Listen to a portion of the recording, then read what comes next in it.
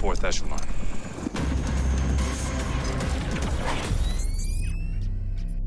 Greetings, friends new and old. We're back this week to discuss the third episode of the second season of the Quantum Leap 2022 revival. This one's entitled Closure Encounters. Now, before we kick things into gear, know that spoilers do lie ahead. Consider this your final warning.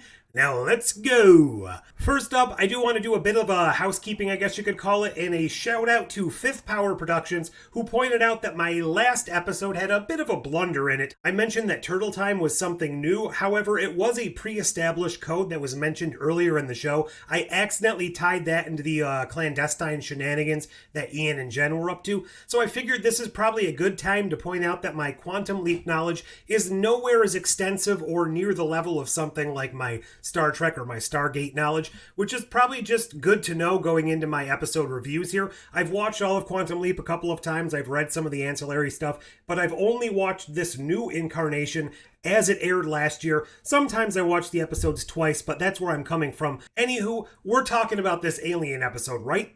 Well, let's get into that, because sure, this episode was set during the 1940s. Ben was taking the place of a Signs agent. Project Sign? That's UFOs. Which I suppose could be considered the Project Blue Book equivalent in this universe, and we do start the episode with Ben on an open investigation into what could potentially be a UFO and or alien sighting. All of that was fun. The mood was set well, the aesthetics of the situation were done correctly, and the characters didn't really stand out as being too unbelievable, but, I think it kind of missed with the whole premise fairly early on, and bear with me here. So unlike last season's spooky Halloween episode, this one didn't really stick to the mysterious nature of the premise as well as I would have liked. Now, that's not to say I didn't enjoy this episode at all. I actually think that outside of a couple of elements, and more on them later, it was a really engaging and fun story to watch. The problem is that they gave up on the possibility of this actually being a UFO or aliens right off the bat. I know they included a few moments later on in the episode that kind of seemed to imply that maybe there was an otherworldly explanation, but they never really sat down and committed to that. It seemed pretty straightforward that some kind of covert government agency was behind everything from the start. All things being equal, they were never actually going to do an episode here that definitively gave us a true alien encounter.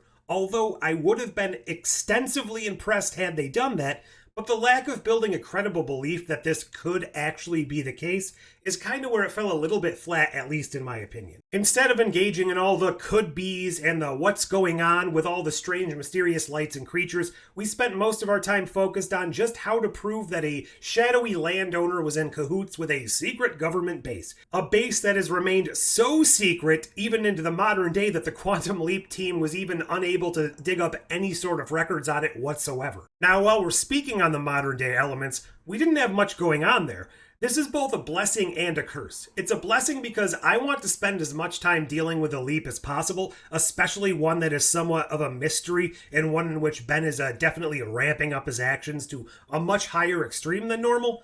But it's a curse because all of the bombshells that were dropped about the time jump last episode, all of the interpersonal situations going on, the hidden agendas, Addison's new man, all of that stuff, it was kind of just left by the wayside here outside of a few installments with the Addison-Ben relationship. What's really annoying about this whole situation is that I really wanted the Ben and Addison relationship to stop taking a lead role in the show, and I guess that now it has, but by blowing it up in the way that they did, there's definitely going to be some fallout that's going to take over that role. So instead of having fun leaps through time, we are still going to be burdened with this emotional baggage, at least to some extent. And something like that takes away from the core nature or the core concept of what Quantum Leap used to be.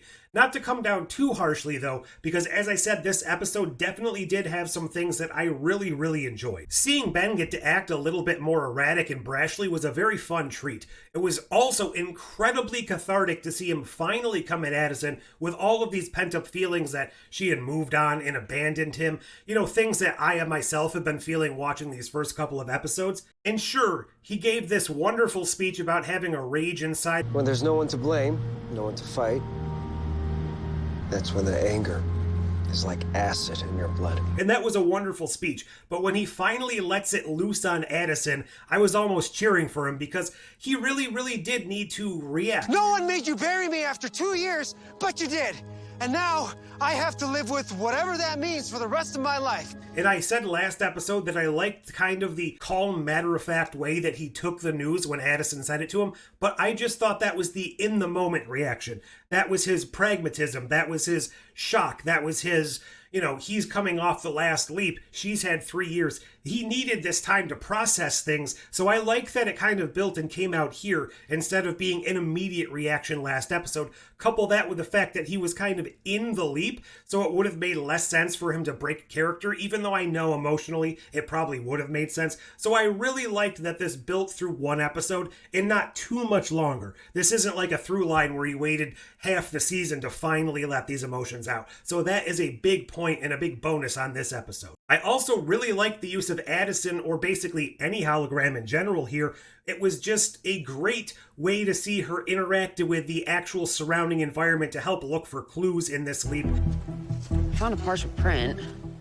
There might be... Sheriff! I can't think of any time in the first season of this revival where they used that to much effect at all, and this was a very key component to Elle's use and Elle's helpfulness in the original Quantum Leap, so to have it come back so fully here was a welcome surprise. Heck, she didn't just help on the investigation by finding those footprints early on, but she used her unique abilities as a hologram kind of in this environment to document the off-the-books military shenanigans while Ben was unconscious in their facility. Should we keep going? Because I saw a lot more that Congress probably doesn't know about. And this was just a great way of showing the complete upgrade of the storytelling from season one. Now, if they could only kind of get that baggage of the emotional issues off the forefront of the show, I think we're truly onto something a little better than what we had in season one. I also really did enjoy the double act of Ben and the sheriff father, whose daughter was in danger of going to prison for an accident caused by the not aliens.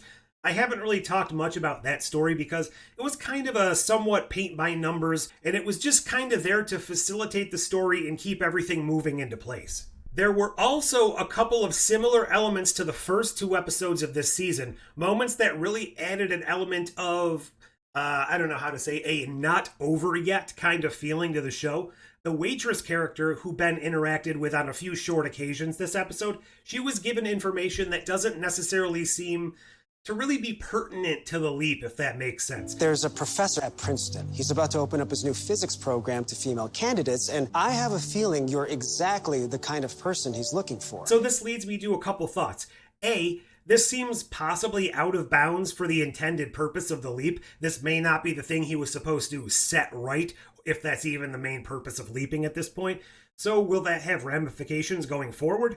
And B, the program she was going to work on sure as shooting seemed like it might one day be the first building blocks of what leads to the Quantum Leap project coming together down the line. So now are we kind of getting into a predestination paradox? And in a similar vein, what about the Black Site military operation? It's implied here at the end of the episode that they move it to Area 51. There's an abandoned airfield in Groom Lake, Nevada. You should check it out.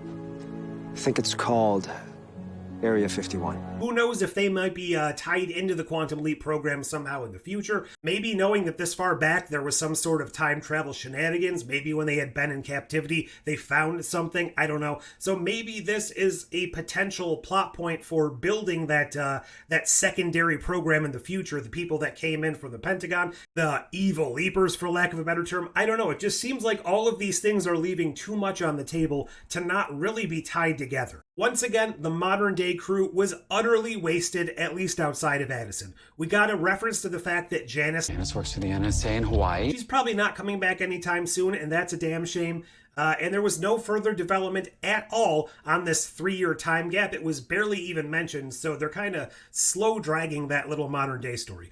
All of that being said, I really did think that this was an enjoyable episode, albeit one that was a bit weighed down with the choices that the show has made up to this point. Divorced from the serialized elements, it's definitely a blast of an episode. I just hope that the ongoing story justifies the time they're taking out of these leaps to address it. And while we're on the subject of leaps, that next leap that Ben finds himself in at the very end of the episode... We hit him tonight. Remember, 2 guards at the rear.